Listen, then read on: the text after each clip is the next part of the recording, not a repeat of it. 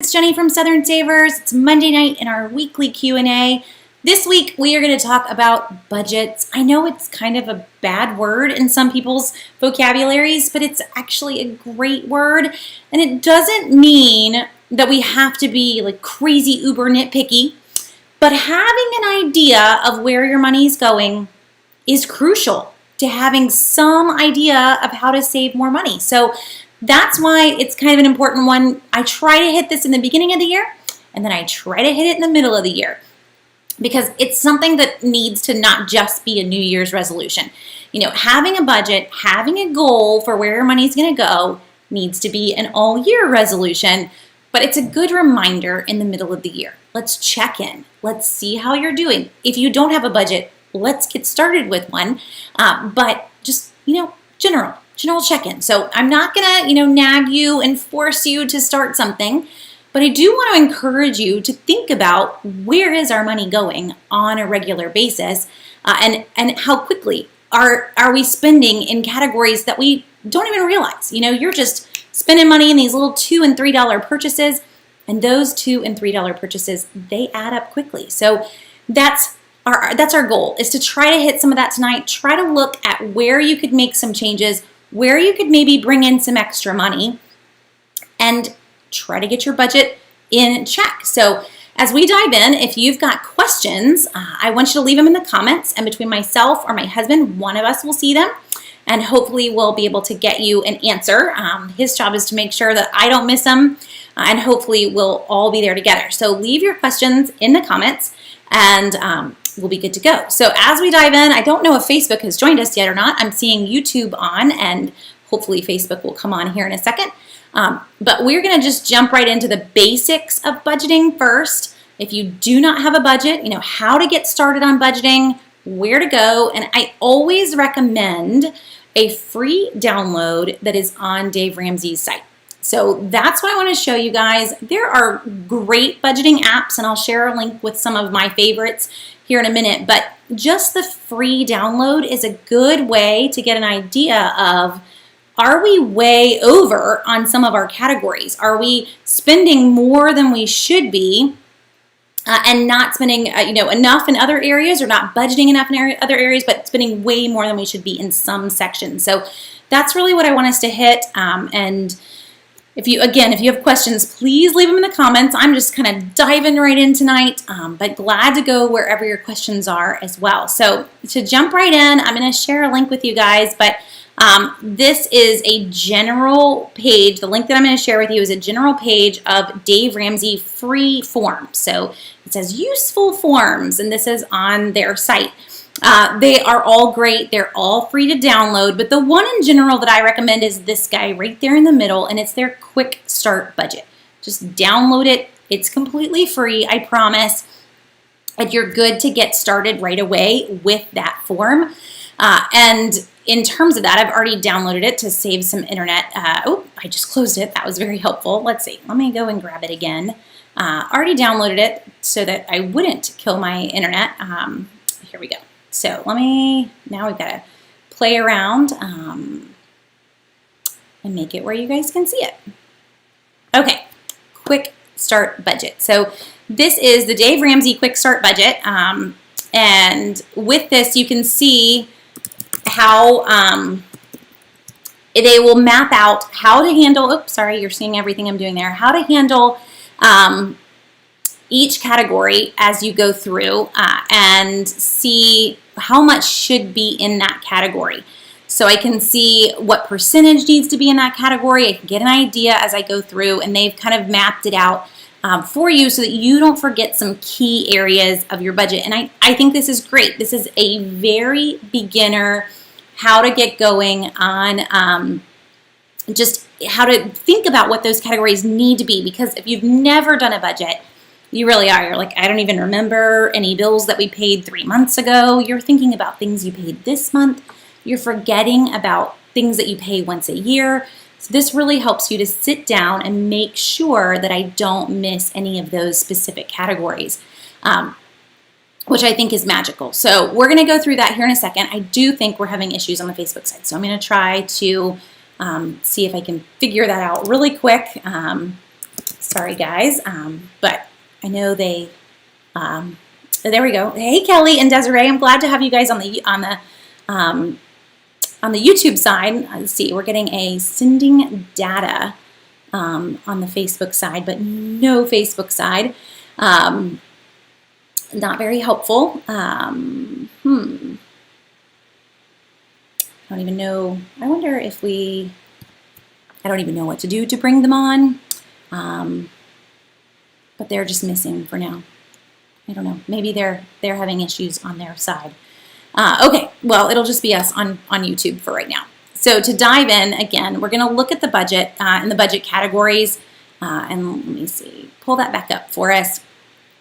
So in terms of this budget categories, there are some big areas that some of us overspend in automatically. And this is a big one. I'm not telling you need to move, but I would encourage you, if you're looking at buying a house or you're looking at buying a car, looking at those big purchases and making sure that they are not more than a certain percentage of your income is incredibly important. And so this is where you'll hear like folks are house poor. It's because they went and they bought a house they really ultimately shouldn't have been able to buy. It's really more than their budget can handle. So most folks would say your housing category needs to be maybe 25 max, like 30% of your monthly budget. That's still really high. That's 1/3 of what you brought in is going towards your mortgage and your insurance and maintenance. And if you're over that amount, you're hurting yourself. You're shooting yourself in the foot and then trying to figure out how to save when you're spending so much on just your housing. And we've got food and we've got medical bills and other things that are adding up. So I don't want to come in and say, that we need to make some drastic changes, but if you are in a situation where you're looking at your budget and it's just, there's no way that this is going to equal this, what you're bringing in and what you're spending, that they're going to be able to equal each other. If you're so out of whack, then you may be in a moment where you do need to sit down and you do need to make some pretty big decisions. That's a hard one. And I don't know how to tell folks how to fix that. I wish that I could, but it's just in general that we all have to make those decisions, just kind of long term, just putting it out there that may be the case for you, and needing to kind of make that decision and whether or not you can handle that purchase or whether we maybe need to get out of this purchase. If you're in that boat, then you could attempt to, this is a great housing market. It's a good time to possibly sell if you wanted to and try to come back and see what you can do. So hopefully, I just turned Facebook off. We're going to try to turn it back on and see if that will magically work. I don't know if it will. Oh, well. So Desiree and Kelly, it might just be us tonight. I don't know. It's just a very small group as we go through budgeting. I just feel bad for the Facebook folks. So if you've got specific questions, you have me one-on-one as we go through. Now, in terms of specific areas, this is where I want to hit the most. What are some areas that we can make some big changes on, or little changes that make a big impact? Maybe moving is out of the question. That's kind of a big change. But there are some areas where you can make some impact. So I would encourage you, oh, and hello, I'm glad there's someone else here too. I would encourage you on some of these categories. Maybe you go for a no spend week. Just little, no spend week. We're going to try to not spend any money beyond the bills that we have to pay. Now, no spend weeks also, for most people, include the grocery store. So we're going to try to eat out of the pantry. We're going to try to do with what we already have at home and just see at the end of that week, how do we do? What was the worst thing that we had to give up this week? Sometimes it's kind of fun because in a sense, you're challenging yourself to get creative. You know that you're going to be out and about and we're going to need to pack a meal. We're not going to eat out that night, or we're not going to get fast food after the T-ball game, or whatever it is that you've had to pre-think that. So one no spend a week, a month could be huge for your budget. So I'm not saying, that we never get a coffee or we never eat out, but that you're taking it from a standpoint of, we could make an impact in just a small way. And then maybe you see how that was kind of easy and we take that further if you want to. But hopefully, it's a start. It's getting you to think about where you're spending money. So for us, some of these categories, clothing, for example, I was reading an article recently about someone, and I'll go full screen here, someone that was complaining about the FIRE retirement idea. And if you don't know what that is, you should just Google it. But it's basically financially independent, retire early. That's the FIRE movement. It's a very big movement right now. But this article was saying, that this person said, it's just too frugal for me. I'm not going to do used clothes. I'm not going to not eat out. I get some of that, but I am completely okay with some of it as well. And we aren't necessarily full out, FIRE. I'm not 100%. We're going to retire when we're 30 because we passed that mark. But I am in a goal to save as much money as we can. And so having that mindset changes how you approach your purchases. And I try to instill this in my kids, and maybe we're speaking ill of you in some sense, but a little bit of how I do that is in clothing, and it's in transportation. These two big categories. Whenever we're out and about and we have a car that zooms past us on the interstate and it's a fancy car.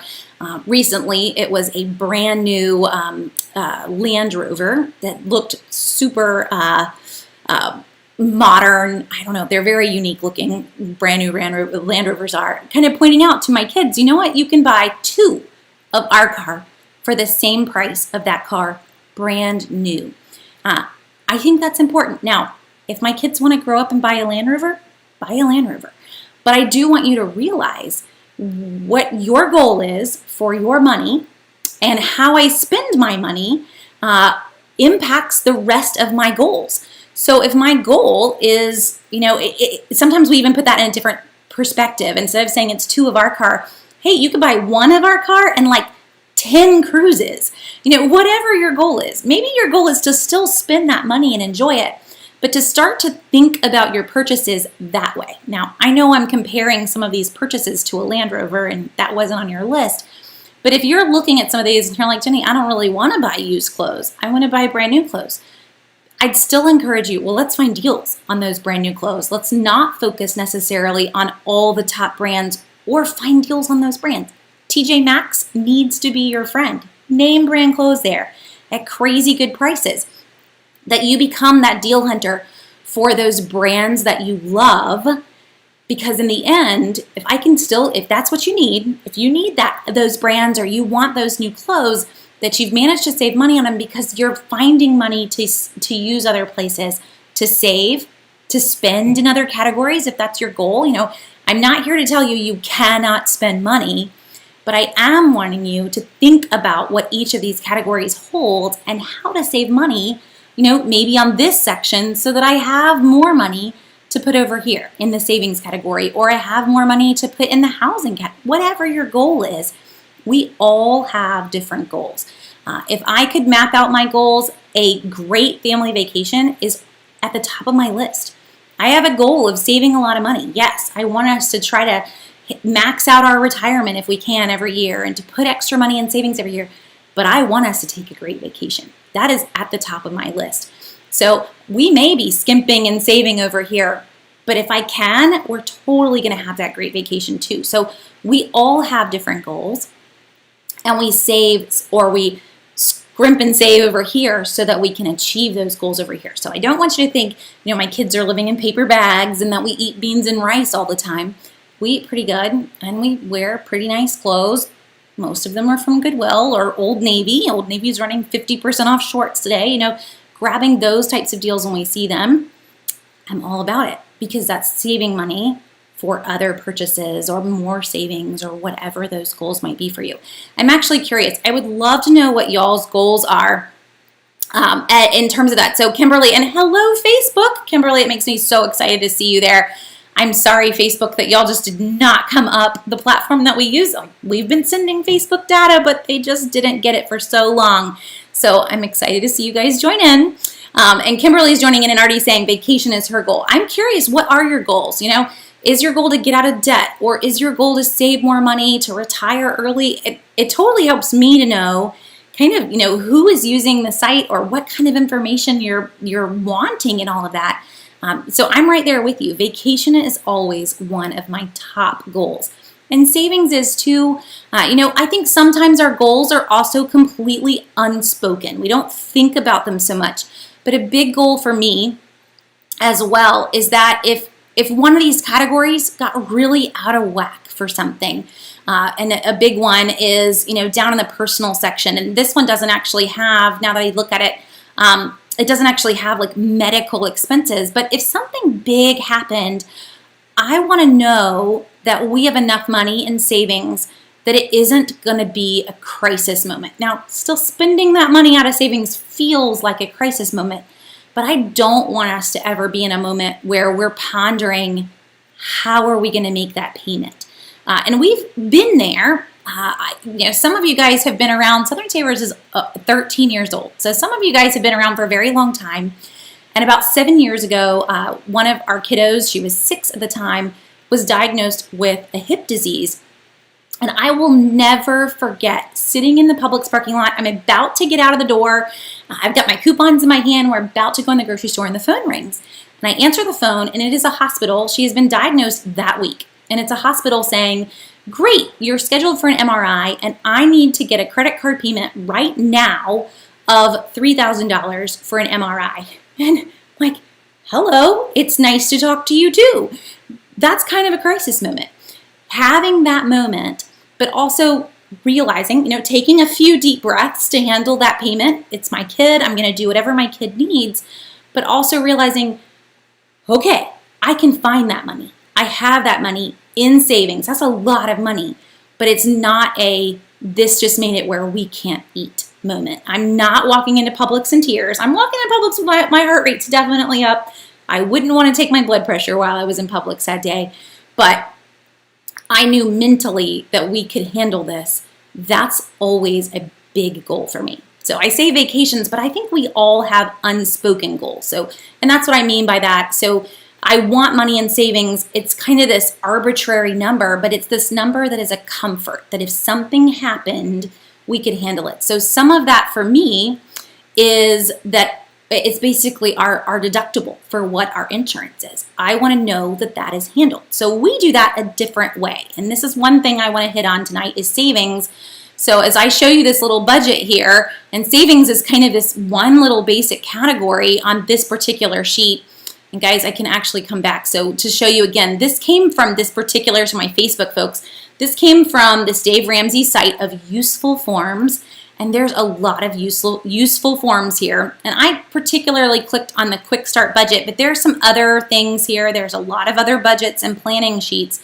But I do want you to realize that when we talk savings, there's some unique ways to be saving. So if any of you have a high deductible insurance plan, meaning that you have to pay your deductible before the insurance pays anything, that is what we have by choice. We were actually given the option of 2 different plans. We choose the high deductible plan because it makes us eligible for a health savings account.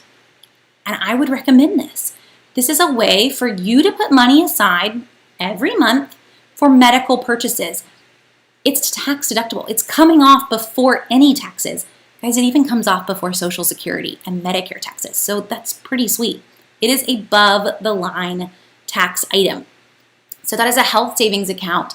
If you don't have that through your employer, you can still do this yourself and you're going to claim the deduction on your taxes at the end of the year. All that is required is that you have a high deductible insurance plan, meaning you do not have a copay. That's kind of the biggest point of that. A lot of banks offer a HSA plan. That's what they're called, a high health savings account, or HSA. So these plans, I can put them in a bank, I can put them in the stock market. But the point here is that I am slowly putting away money towards medical expenses. And why I love these, well, there are 2 reasons. One is definitely the tax savings. But 2 is the fact that I do not have to use this money this year. It can stay there forever. So last year, we put money into our HSA plan. We did not need it last year. Well, that money is still there. And this year, we can keep putting money into that plan. So we're currently at a point where, yes, if we needed to meet our deductible, it is all sitting in that plan because I do not have to use it every year. Now, a flexible spending account, which some employers offer, does have to be used at the end of the year. It isn't really meant like this plan. So just to separate those out. This is a HSA plan. I think they're amazing. I think that you should be using them and comparing the cost difference between a copay plan and a high deductible plan. You have to factor in the tax savings. It's a pretty big tax savings. I think you're going to realize, oh, wait a second, that HSA plan does come out better. Now, if you have a lot of medical issues, you know that you're going to see a lot of doctors, maybe that copay plan does work for you. For our crew, we're all still fairly young. I'd like to think I'm still in my 20s, but that was quite a while ago. But my kids are not. We don't have a lot of health issues, thankfully. So we're good with our plan. We aren't using it very often. I think that year that she had her hip issue and I had a baby that year, we met our deductibles. We haven't done that again. So that's where we are, and it works great for us. So when we talk savings, I want you to think about other ways to get money into savings, and an HSA plan is a huge way because it is before taxes to do that. Okay, so I know I've missed some questions here. I'm trying to skim back. Now that we have Facebook and YouTube on, you guys always keep us busy when there's everybody there.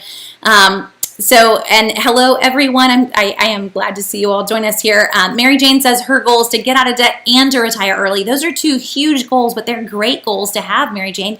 And to do both of those goals, you've probably already realized that you've got to be a little hardcore on your budget categories. We were talking about Facebook, folks, before you got to join us, what some of the categories are that we could be changing. And there's a link that I am going to have my husband stick into the comments for you guys, but it's 15 easy ways to cut your spending. I posted this earlier this year, but it's really to get you to think, these are just simple, but it's really to get you to think about what those categories are. Where are we spending money and not realizing that these little expenses add up? So maybe this will trigger some ideas for you, some ways that you're spending some money and you're not really thinking about it. One thing that I mentioned too was having a no spend week. Once a month, 1 week that you have a no spend week. We're not going to spend any money.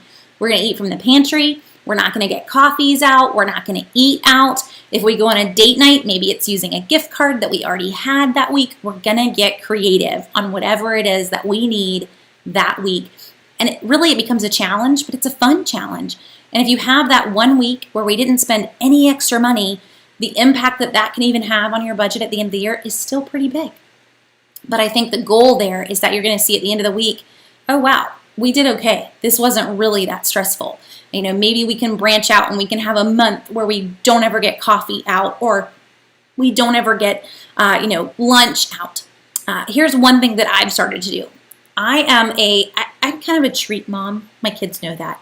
And I think they've learned that down to the point that if we're going anywhere in 2 cars, they all want to be in my car. Because if you're out and about with me around town, I will usually tend to splurge to get you something while we're out. But for me, how I've started to do that is that we will sell our eggs at produce, and I will have cash from selling our eggs, and that becomes my treat bucket. That's my little money. And if I don't have any money, you're not going to get a treat. Now, these are usually very little. Sometimes it's I need an extra item at Walgreens, and you happen to be with me, so you're going to get this candy bar so that my coupon will work at Walgreens. But it's that little bit. I don't know. It's just who I am. I'm happy to give them treats. But for me, mentally, that has become, if I don't have the cash for it, I'm not going to use a card. I'm not going to take it out of our accounts.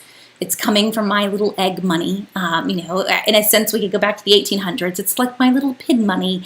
And I'm going to try to use that only for the treats that we're giving. So that's kind of become my little way to stop it. But it's also been a way to encourage our kids, because they're the ones that are responsible for bringing in the eggs and washing them and getting them ready to sell. So they know they're going to benefit from that. They get all those eggs ready, and then I hold on to that money. They don't really need to buy anything. So there's really no reason to give them the money, but I hold on to it, and then I get to use it for them on little things while we're out and about around town. So for you, finding a way, I'm not saying you need to, go get a bunch of chickens so that you can have a way to support yourself if you want to get treats around town, but having some kind of way that you've either budgeted or you're going to stop yourself and say, okay, our little tiny budget is out. We're done until we can, have more money put into that envelope, whatever it is, however you want to limit yourself. I would encourage you to find a way to do that. Our little bit of egg money has been the way that we can do that. And the kids get it. They get when that money's gone, the money's gone. Sadly for them, we haven't sold eggs in a while. We've been a little busy.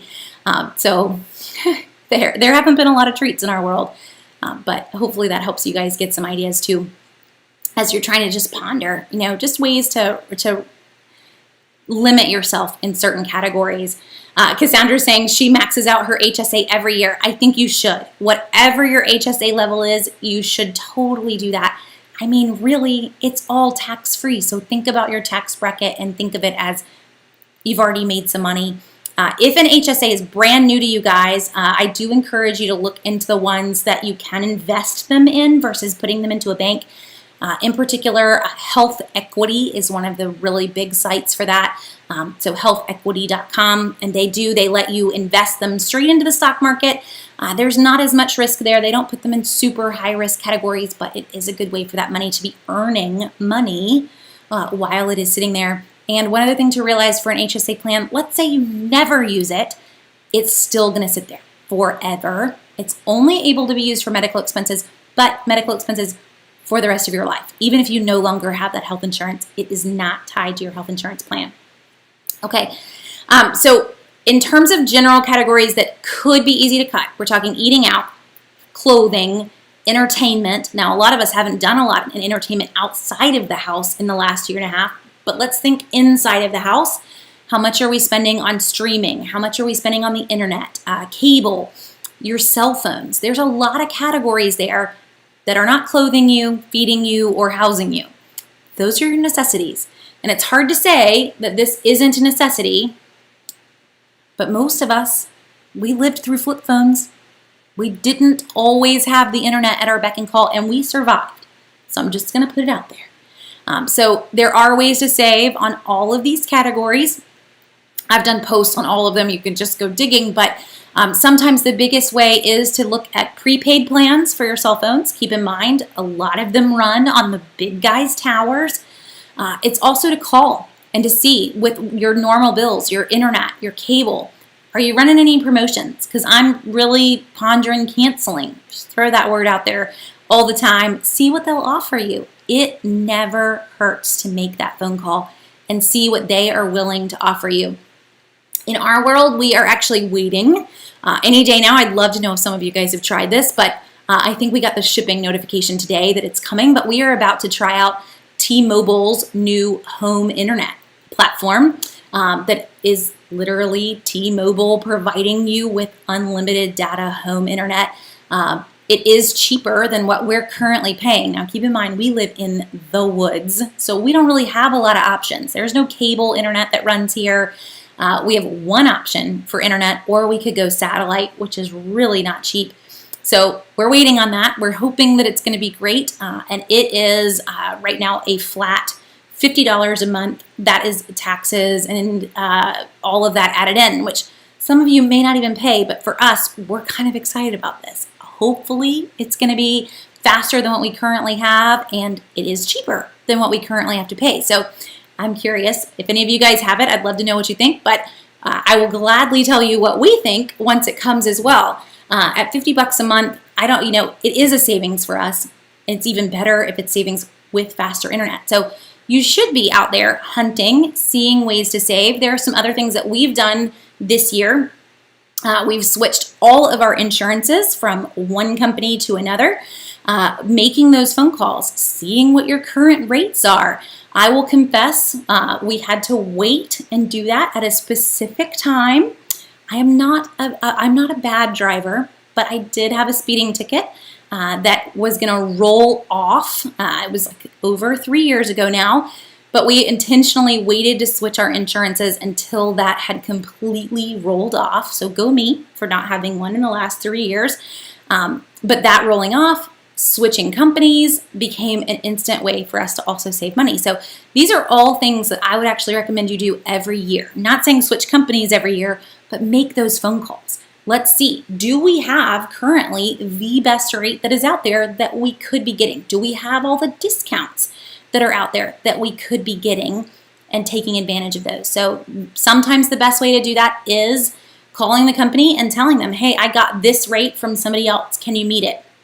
Now, insurance companies, they don't tend to do that, but talking like internet, even your cell phone, cable, all of those categories, you can always try to see what they will give you and whether they will match the other company's rates. Those are good ways to save some easy money off of your monthly bills, making those phone calls. Okay, so Wendy's saying she switched from AT&T to Spectrum Mobile, much better service and about $100 per month less. Wendy, you were the second person that I've heard say that in the last month. So go Spectrum Mobile for having some really great rates. I actually researched it after the first person told me that Spectrum runs on Verizon towers. So you're getting really good service. The person that I heard this from was actually someone who is one of the head folks on the Charlotte Today show. And I regularly do segments for them. And he was just so excited about how much money he had saved by switching to Spectrum. So yes, getting off of those name brand providers and getting onto some of the smaller providers is a huge way to save money. For you, you're saying $100 a month less. He was saying $150 a month less. I think he has 3 or 4 lines because he has some kids involved.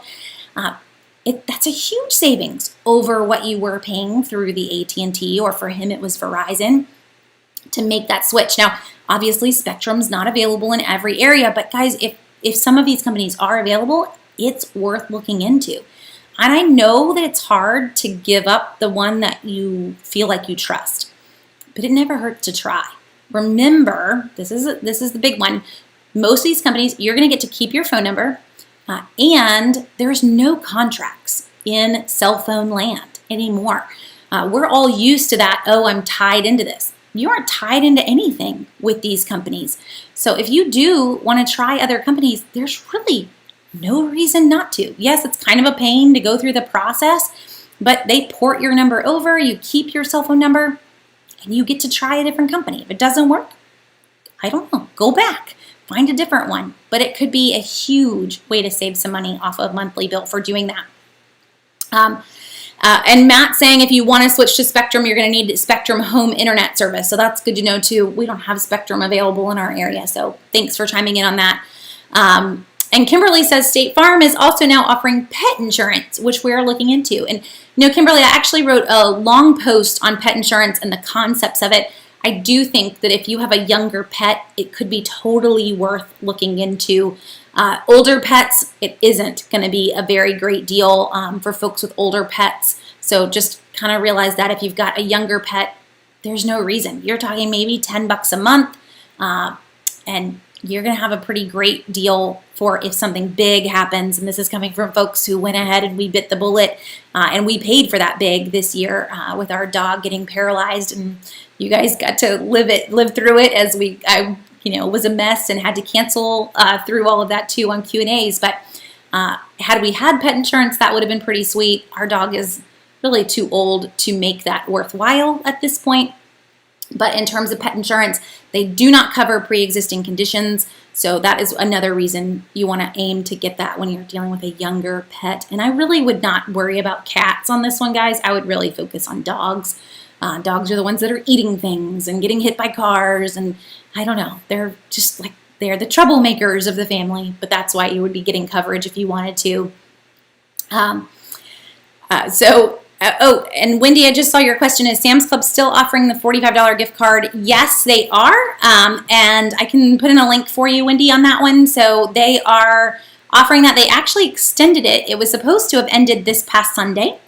But I checked and they have extended it through June 30th. So you do have time to still get that deal if you are wanting it. And what they're going to do is, it's whether you've had a membership within the last 6 months as to whether or not you can be a new member, technically.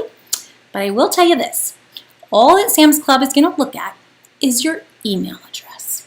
So that's just all I'm going to say. So just think about that one. I think you're going to be okay. They do not compare your home address. They don't compare any other information, just your email address on whether or not you are an existing or previous member to Sam's Club. Okay. So as we hit various topics, I don't want to miss anyone's questions either, but to kind of keep us going on the budget side of things too, I do want to encourage you as we're talking savings and you're talking goals that you are saving that money first. That's a really big part of making savings work, because if your goal is to save money, but you don't put the money into savings until the end of the month, you're going to have a lot less to put into savings than if you had done it at the beginning of the month, or if you had done it as soon as you got paid. It needs to be, I get paid and I put that money into savings. And you can automate it.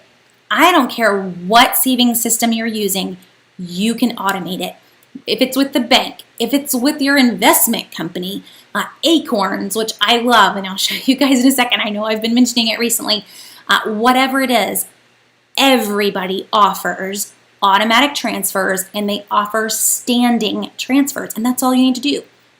So in our world, we get a paycheck on the 15th and the 30th, and I have those automated payments set to go in the very next day.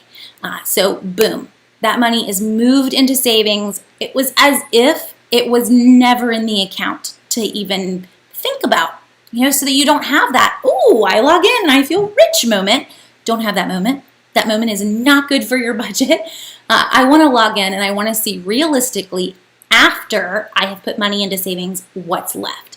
Now, hopefully, if you have mapped out your budget, you're going to have a little bit better of a time of this, because obviously, if I want to save money and I want to put this money in savings first, but I don't even know what my bills are, that's going to be really hard to do. So you do need to have an idea of what your monthly bills are, how much can I afford to put into savings, and still have money to live on. I'm not saying that we're gonna start turning off the AC at a certain time every day. We're not there. But what can we comfortably put into savings and then have enough to live on and pay all the bills? You are going to need to map out what those bills are. So again, having that basic budget. So if you don't want to be on paper, guys, there are some great apps for this. I know someone was just asking that in the comments too. So a link that we will also share is 6 budgeting apps. So most of these are also on desktop as well. You do not have to use them on your phone. Mint to me is number 1. Mint is owned by Intuit, who owns TurboTax. So pretty trustworthy, though I don't know if you saw, but TurboTax did get hacked. So if you are a TurboTax user, there's a great possibility that you need to go change a lot of passwords, but not saying I wouldn't trust them in the end. So Mint is free. That's what I love. You can direct link banks here. You can kind of get all of the perks that some of the other apps are going to charge you for, but it's free. So the only thing Mint doesn't have that we were kind of a little frustrated with is the report side of it gets a little wonky. There aren't as many reports as you may want to look at. But if all you want to see is just where are we spending money, where are general categories, this is going to do it. So Mint, completely free, great on the app and on the desktop, and pretty trustworthy. Another one, not free, but a lot of people love it, is You Need a Budget. So this is just a screenshot of it, but You Need a Budget, or ynab.com. It's going to help you map it out. It's free for a month, so you can at least get an idea of where your money's going. It does let you auto sync all of your bills, your credit cards. You can even put your mortgage in here. So you can direct link everything and then see where it's going. It follows the same typical advice that Dave Ramsey's giving, which is that every dollar has a job. That's Dave Ramsey's slang for that. But that's their concept too, so that you're not going to have just extra money. Any extra money is going to be savings, or it's going to be allocated to something, but it's a very good program if you're looking for one to get started with. And it is, I want to say, well, their site will tell you the general, oh, there it is, pricing. I used to know what everything was, so it's $84 a year if you want to go here. Compare that to Dave Ramsey's, which I think is now $129. It was $99. They just raised the price, or they are raising the price soon. So there's a few others in here, if you look at this, that you will get an idea of. This bottom one, my Mac users, this is actually what I've been using for the last year, is MoneyWiz. It is not free either, but I just wanted more reports, and I've been really happy with the reports. It is Mac only. They may have created a non-Mac version, but the last time I checked, it was just Mac. So yeah, just Mac. So if you're a Mac person, you could go with that one if you wanted to. Not free, but it is a very good program. as well. So I am all for it. Whatever helps you to keep an eye on your budget is ideal. And if it ends up not being free, that's okay. If it's going to help you keep an eye on where money's going, it's going to be worth it in the end. And maybe Dave Ramsey is worth it for you. So why Dave Ramsey's gone up is that they've added in, with the access to their Every Dollar program, they've now added access to all Dave Ramsey content and information, which is good. But it has added an added cost to that yearly amount that you're going to pay. So just so you're aware of that, that it is going up. You do need something. So Mint is free. You can go paper. That's fine too. Or use one of the paid other systems that are there. It's a good post to help you get some ideas as to where you want to go, though. Let's see. Oh, and so the other programs that run on Verizon towers. So Spectrum runs on Verizon towers. The program out of Walmart, if I hadn't tried to think of the name, the main Walmart prepaid program is also on Verizon towers, and that's a very big one. I know that a lot of you are on it, so you guys can chime in immediately on that one. It's a Verizon tower run program, and there's a lot of folks that are on other smaller ones that are on Verizon towers. I mean, really, that's how Verizon is kind of making back the cost of their infrastructure, is that they're charging rent to these other companies, but you're getting their towers, and you're really going to end up paying less in the end. So, hunting around for those. It's Straight Talk. That's the other big one. Straight Talk is Verizon towers. And it's not necessarily Walmart, but that's just where my brain goes, because they used to set up those little booths as you walked in the door to try to convince you to switch. Okay. And Carolina Couponer says she actually got a discount from Spectrum for her internet service because she's disabled, and she went from $79 to $29 a month. That's huge.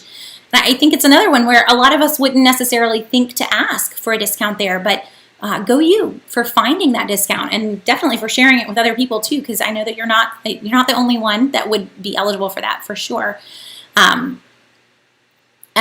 Kathy, I get it. So Kathy says, I know there are inexpensive options other than Verizon, but I use my phone for all my internet. And I don't have Wi-Fi. I only use my phone. So, I think you're going to find, even on the other inexpensive options, Kathy, that you would still be able to do that. It's going to be up to what their data limits are. And most of them are still going to have a higher tier unlimited plan that could still be cheaper than the Verizon plan. We're with you, Kathy. Actually, this Q&A is running through my husband's cell phone for two reasons. It runs through my husband's cell phone most weeks because his internet is actually better than our house internet. That's how bad it is. So we are definitely crossing our fingers that T-Mobile is better. But second, we had lightning hit our internet twice last week.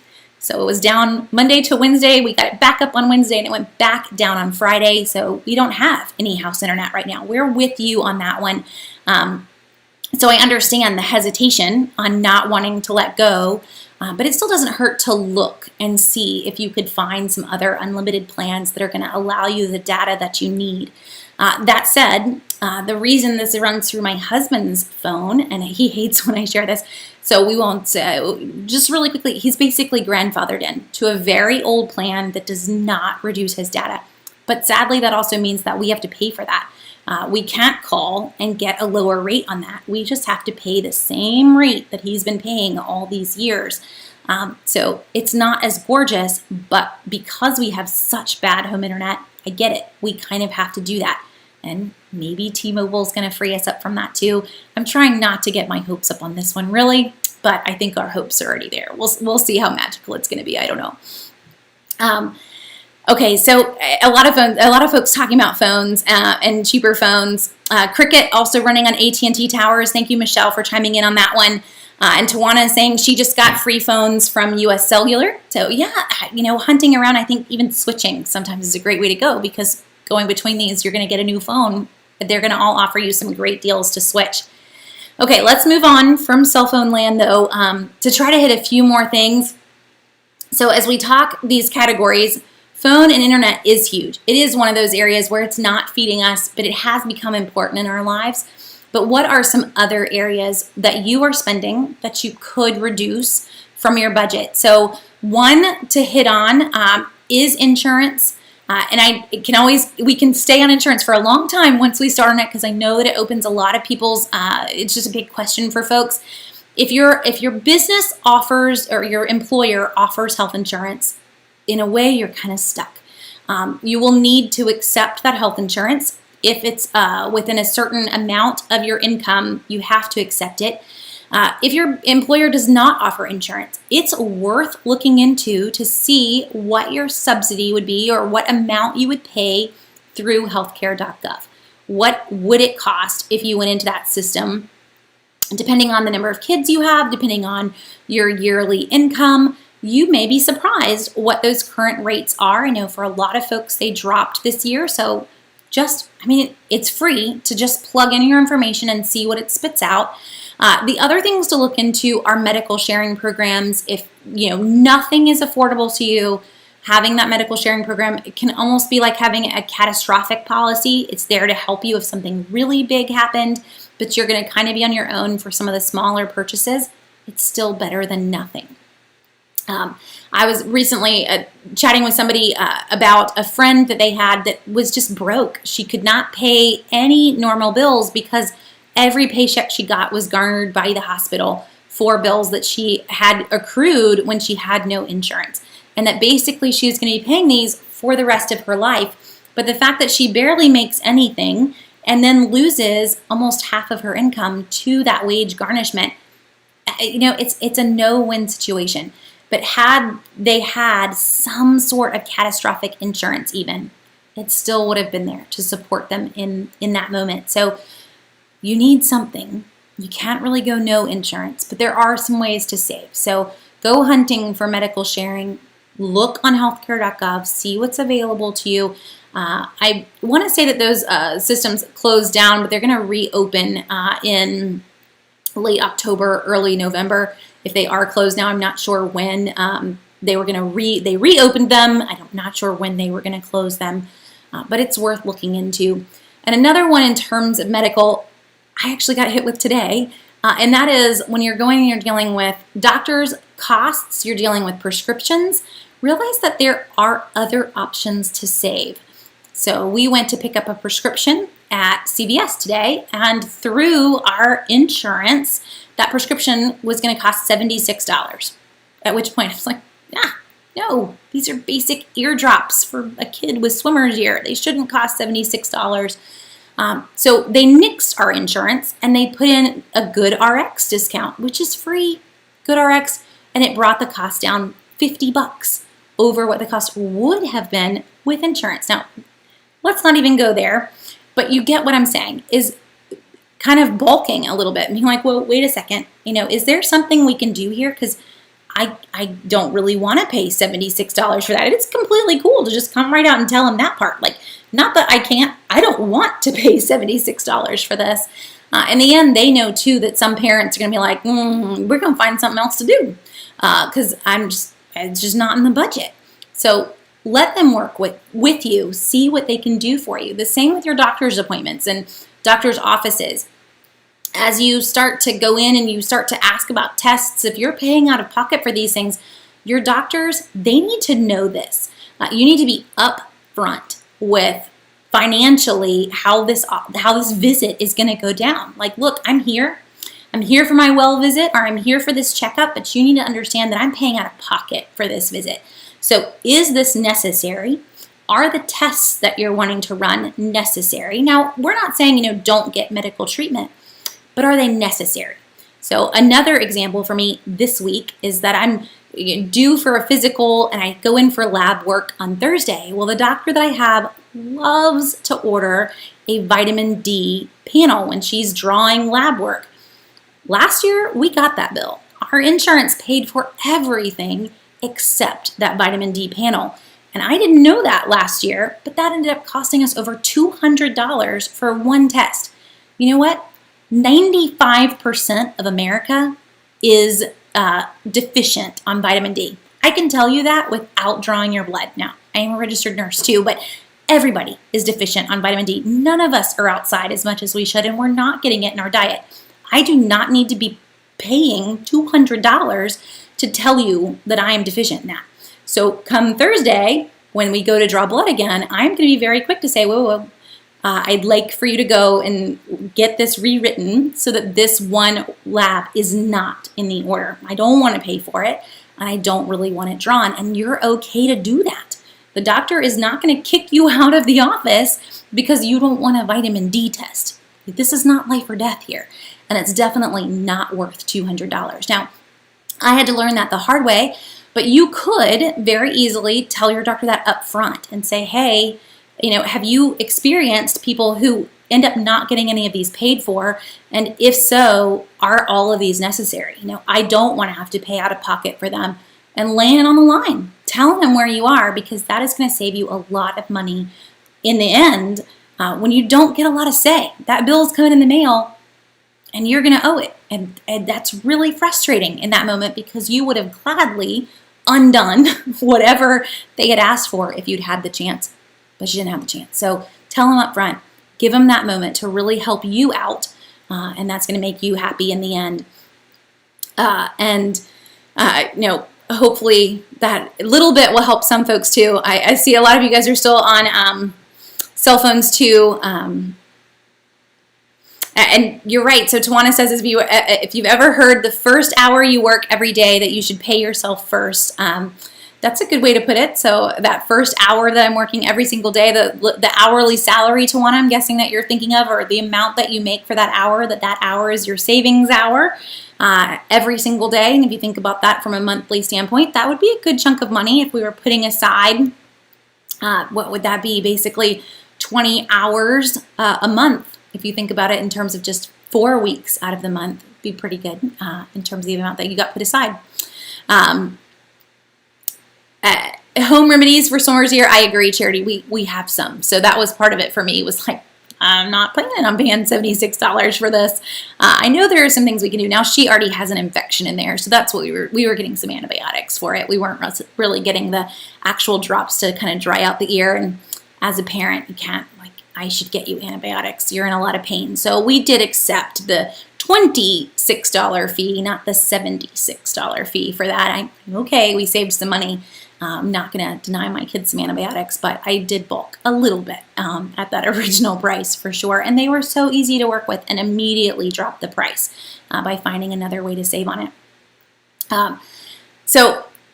We've hit a few categories here, and we hit health savings plans. I do want to hit on one other thing. I've mentioned this a few different times, but just to show you guys too, that is thinking about how you're saving your money. So I have pulled this up and shown you our account, but one area that I am doing that in is our Acorns account, and we've officially had our Acorns account now for a year. And so just to kind of show you what that looks like, this is the inside of my Acorns account. And I have a little bit of money that goes into this account every week. So I have an automated amount that goes in every single week. It's not a ton, but I can see this account is actually invested. So this isn't in our local bank. I'm moving it out of the bank, which pays nothing, and it gets to be put into investments. And I do have it. They're going to ask you some questions when you first create an Acorns account to figure out what your investment risk is, what you're willing to accept. So I have mine at moderately aggressive, but over the last year, if you can see this, we've made 10.56% in growth, and that is just on the money that's been in there. We've made $127 in growth. So that's investment growth. That is what would have been interest in the bank, but isn't, because no bank's going to pay you 10%. So I show you this. There are other ways that you can be saving money, but I do want to encourage you, however you're saving money, that you get creative and you don't necessarily just stick it in the bank. Honestly, right now, for the last 4 or 5 years, you might as well just stick it in a jar and bury it in the backyard, because that's what the value is. It's not changing in the bank. Right now, we're in an inflation situation, if y'all haven't already figured that out. Prices are kind of jumping all around us, so your money in the bank is actually losing value while it sits in the bank. So finding some other way that you are going to earn from your savings is crucial right now. Acorns has been it for me. I'm loving 10% growth. That makes me very happy, and is definitely going to beat what we're probably going to see as being about a 4% inflation growth this year. It's pretty high inflation growth. that's just where we are. So, can we beat that in any savings account? No. Can you beat that in a CD? Probably not even in a CD right now. So you are going to need to get a little creative. I'm not telling you to throw all your money in the stock market. That has risk. But I would encourage you to look other places for where to put money. Now, I'm going to put a link in for Acorns. If you use that link, you will get $5 put into your account when you create an account. I also get $5, just so you know. But one thing with Acorns, it does have a monthly cost. There is no free version, but that $5 basically pays for 2 months worth of Acorns. Now, we've made $127. It's been a year. I opened it last June. So we've made $127 in that year. We've spent $36 in account fees to have our account. So if you look at it that way, we have made $91 in interest. I don't think that your bank is even going to pay you $91 in interest. I don't know how much money you'd have to have in a bank to earn that much, but just to kind of see it all mathematically, how that would look for this particular program. There are a couple others that are out there. So Acorns is the one that I'm using. There's also Betterment is another one that you can go into. There's quite a few. So you can go hunting if you want to see what other programs are there. I'm just kind of showing you the concept. So Acorns also does the roundups. I don't currently have that on. It got turned off somehow, and I need to go back and turn it back on. But roundups meaning that you spend like $1.43 on something, and it's going to round that up to being a $2 purchase, and then put all of that roundup in your account for you, so that you're getting even more put aside each week is the goal. However you end up saving yourself, whether you put it into a money market, whether you put it into your own stock market account, Fidelity, Schwab, most of them don't even charge fees to trade anymore.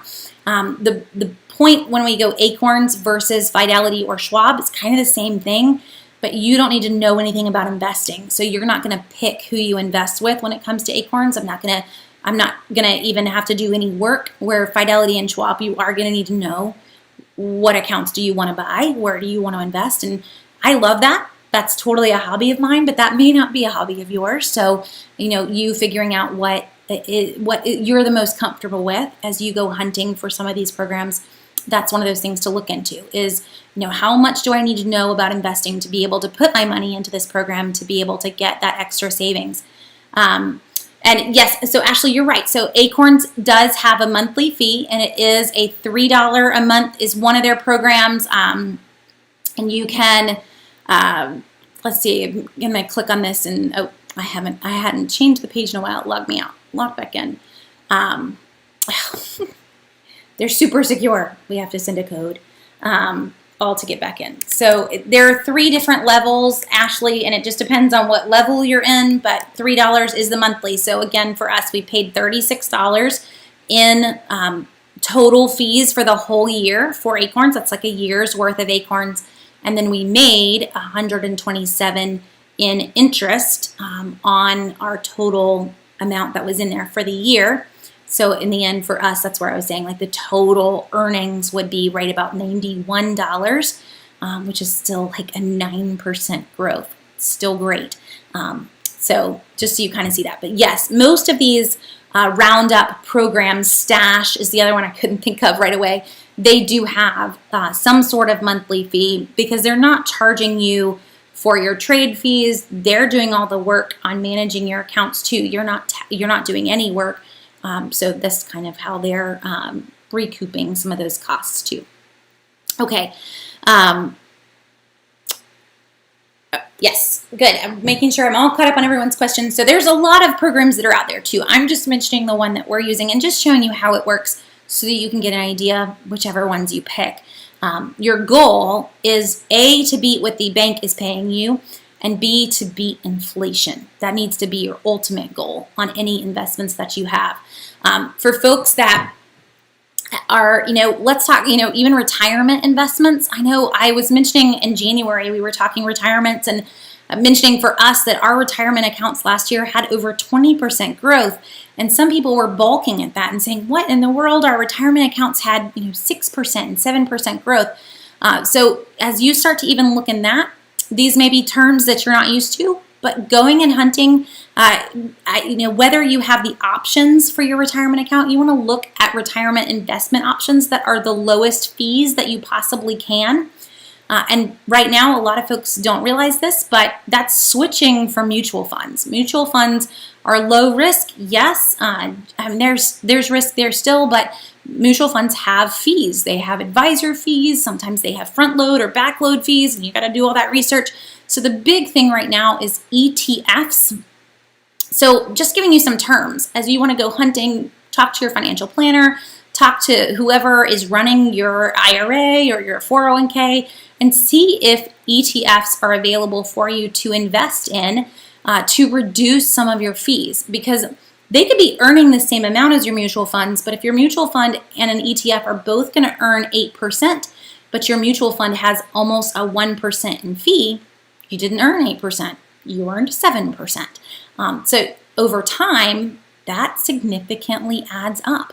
Looking at a 1% fee over the life of a 20-year retirement account is over $120,000. When you just start to think about a general average amount that someone has in savings, that's a lot of money once you turn around and plan to retire. So just to throw that term out there for you as you ponder, how to get more money into retirement that you're paying the least amount of fees that you can in retirement too is a big one. So ETFs, that's your buzzword to go hunting for if you can.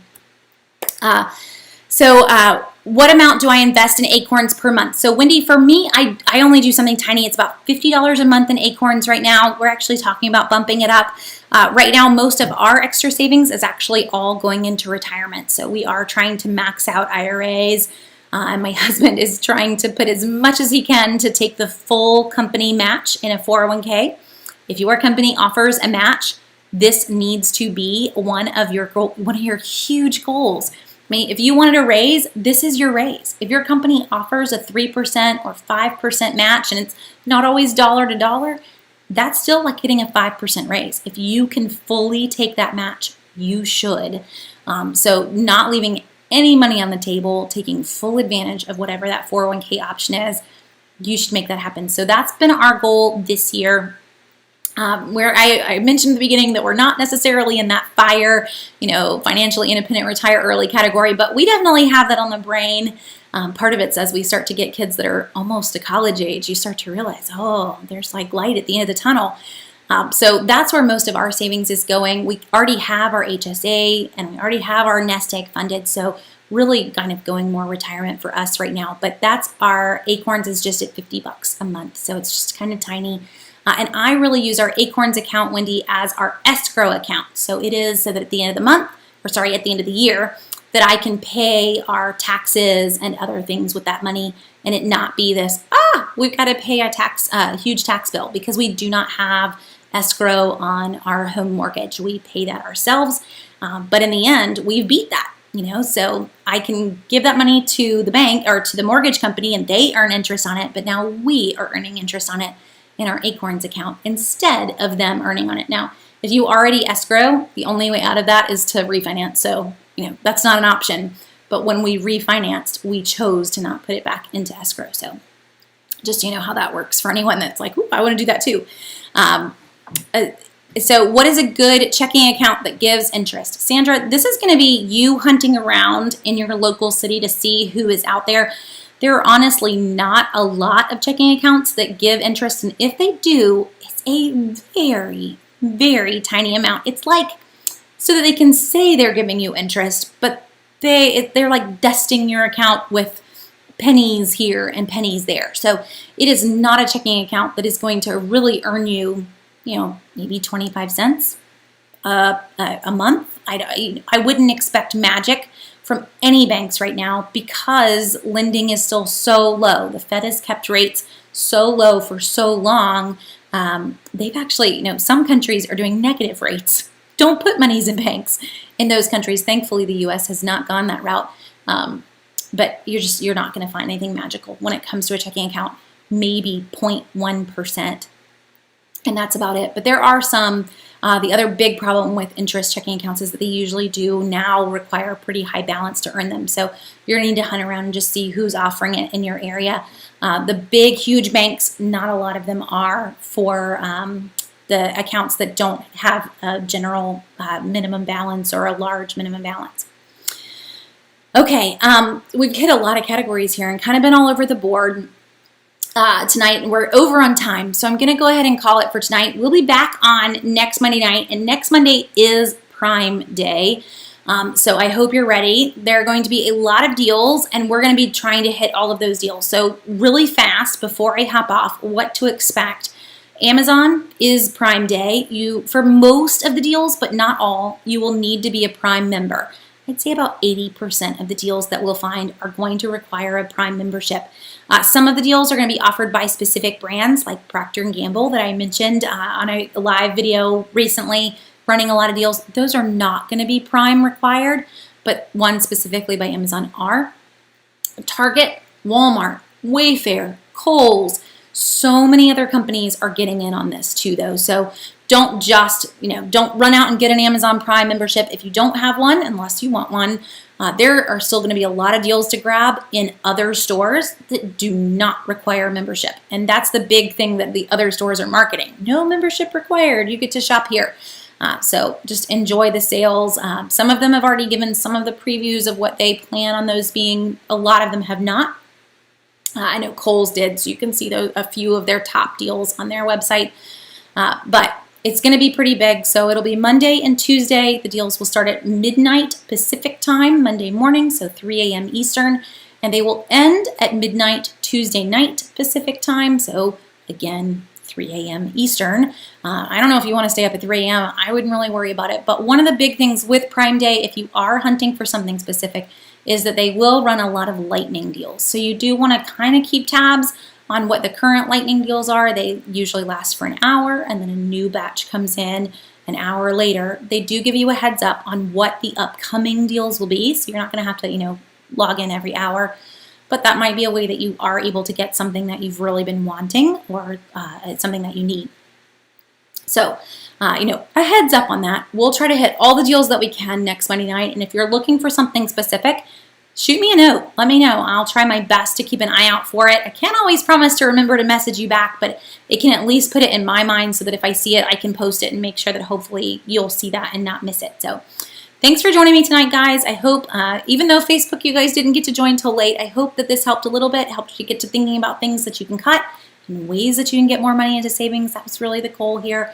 And we'll be back at it. I know next week is spending money, but I do want you to realize it's on across the site. Target's thrown in groceries this year, so not necessarily, thinking big purchases that you may or may not need. This could be things that you actually just want to stock up on at good prices, things that you regularly use. So I would at least be willing to look into Prime Day and all the sales that are around the web for saving on just general purchases, not necessarily those big ticket items. We don't need any big ticket items either, but I'll gladly save on detergent and other items if there are some deals that are out there for them, and there will be. So I'll be back on tomorrow at 11. That's our summertime for drugstore deals. So Tuesday at 11 for all the deals at CVS and Walgreens.